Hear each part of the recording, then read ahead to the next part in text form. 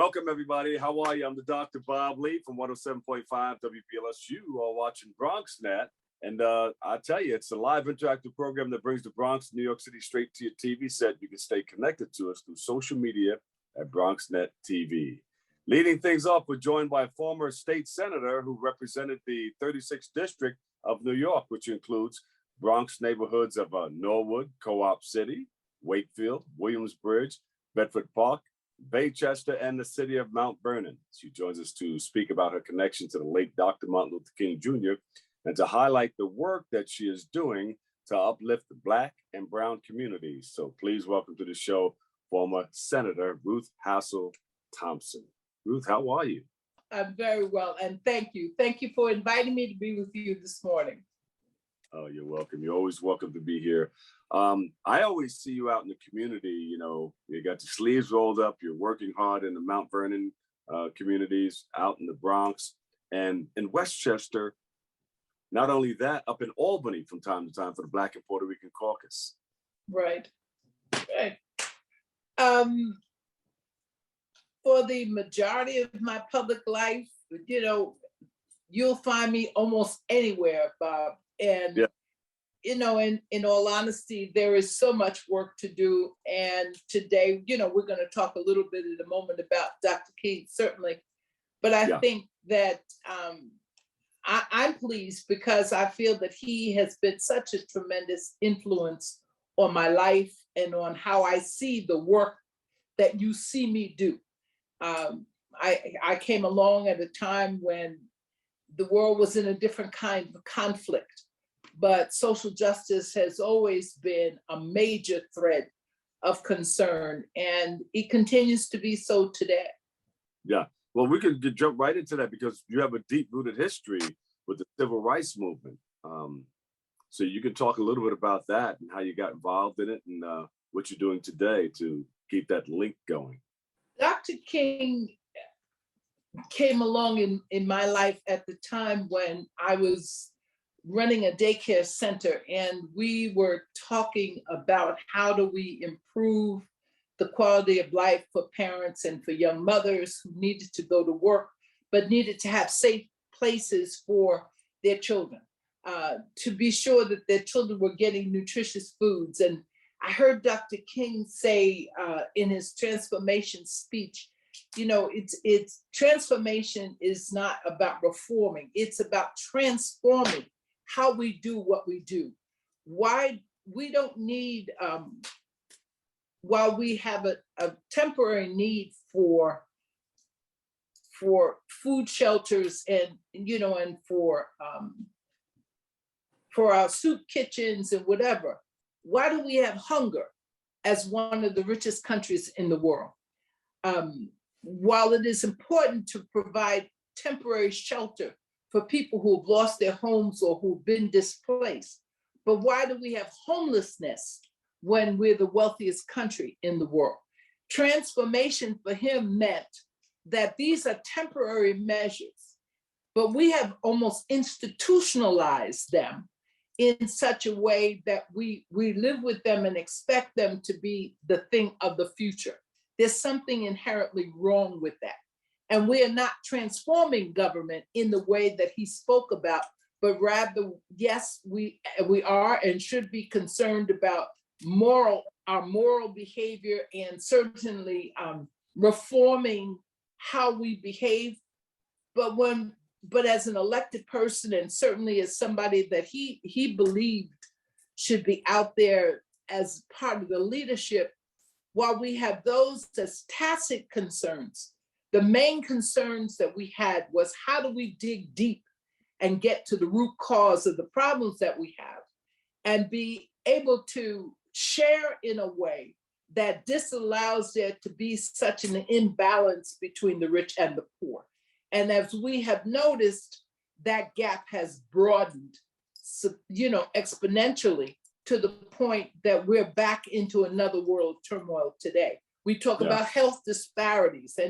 And while we always knew that, this COVID epidemic and pandemic has caused us to really have to look closely at who's been served And why are certain people more susceptible to disease and conditions? Because historically, they have not been receiving health care. And so therefore, their underlying conditions have never been addressed. Therefore, anything that comes along makes them more susceptible than others. I mean, this was a part of his message. That's not a deviation from the things that he talked about. Yeah, and then you went on to become senator. And what are some of the things that you took from that to give to us in our community, the work of Dr. Martin Luther King? And what is your proudest achievement from your time as a senator? Well, that's a tall order because I'm proud of a lot of things that I accomplished, Bob. One of the things I'm proudest of is that I was able to take a staff of people who did not know each other and turn them into a powerful team of people who were focused totally on the community that we were gifted to serve. I was able to take their brain power and create language for what became the Minority Business Development Bill that is now state law, which requires that all state contracts, both public-private partnerships, have to include minorities and women in participation in projects in the state of New York. I took that brain power and changed the court system. We raised the age of children going into the general population within prison. I mean, we set the stage for indigent defense to make sure that there was money to ensure that people who did not have lawyers not only had attorneys, but also that the caseload of pro bono attorneys was not so heavy that they could not handle cases. You know, attorneys shouldn't be walking in, meeting their client and reading their file as they're walking into court and asking them to plea out without really understanding all the evidence of the case. We wrote the language for discovery, which requires that defense attorneys receive information in a timely fashion to ensure that justice happens for their client. Perpetrators have a right to justice as well, and not everybody sees it that way. And when I had those kinds of conversations, people would say to me, "Oh, you're soft on crime." No, I'm smart on crime because I want to see justice done. And when justice is done, the people who go to prison deserve to be there. These are some of the things that I'm most proud of. Certainly, as the first chair of the Domestic Violence Task Force, creating domestic violence laws that protect women and men, children, families from being abused, not only by spouses, but by family members, changing the family courts to ensure that children are protected when parents get divorced. I wrote the no fault divorce law. So what am I proud of? I'm proud of the work that I did with the 23 public housing developments in my community. I trained the presidents of those buildings and complexes to become not managers, because that's NYCHA's job, but to become leaders of people in their communities.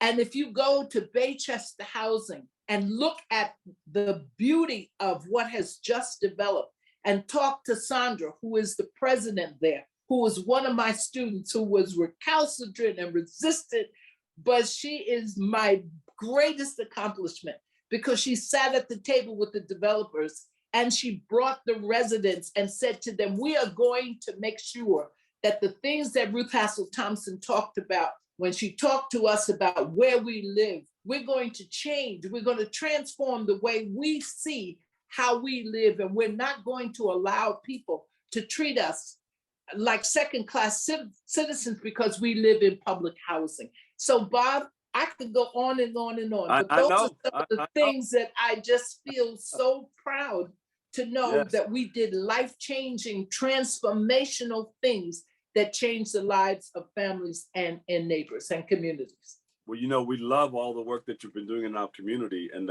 just one last thing, how are you continuing to support the next generation of women in politics? Well, there's a longtime friend of mine, Sharon Nelson, who has a organization called Crew TV, and she started this institute for training women for civic engagement. And oh, yes. Yeah, and so yes. she created this think tank, and she's named it after me. And so if I have any, if I can do a little horn blowing, the Ruth Hassell Institute for Civic Engagement is one of the things that we're doing now to ensure that women going into politics, or whether they want to be politically elected, or whether they want to be campaign managers, or whether they just want to be more civically engaged and understand, the workings of their community, who's who, and how to get things done. This institute has been put into place.